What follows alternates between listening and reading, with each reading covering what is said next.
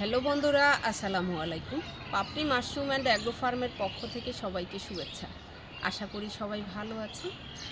যে সকল উদ্যোক্তারা অথবা মাশরুম সার কিনে গাছে দিয়ে থাকেন, তাদের মধ্যে অনেকেই আছেন যে বুঝতে পারেন না মাশরুম সার যখন গাছের গোড়াতে দিবেন, এটা থেকে অনেক সময় মাশরুম বের হয়ে থাকে।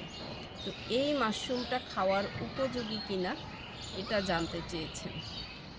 আসলে যখন একটা মাশরুম আপনি যেখানেই হোক, যখন রোদ পড়বে তখন সেই মাশরুমটা খাওয়ার উপযোগী হবে না। রোদ পড়লে মাশরুম বিষাক্ত হয়ে যায়। এই জিনিসটা না জানার কারণে যদি ভুল করে থাকেন, এই ভুলটা আর করবেন না। আমার গাছেও কিন্তু সেইম যে সার প্রয়োগ করে থাকি গাছের গোড়াতে, সেই সার থেকে কিন্তু মাশরুম গজানো আছে। এর মানে কিন্তু এটা না যে মাশরুম হলেই আমি সেই মাশরুমটাকে খেতে পারবো।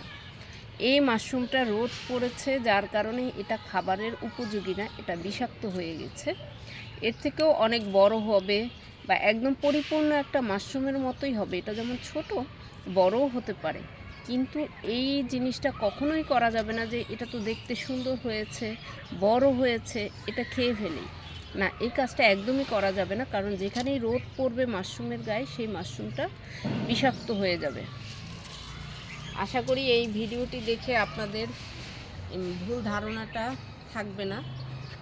ভালো থাকুন, সুস্থ থাকুন এবং গাছে আপনি আপনার মাশরুম সার ব্যবহার করুন, এবং মাশরুম কখন খাওয়া উচিত এবং কখন খাওয়া উচিত না সেই বিষয়টা আশা করি এই ভিডিওটি দেখে উপকৃত হবেন। ভালো থাকুন, সুস্থ থাকুন।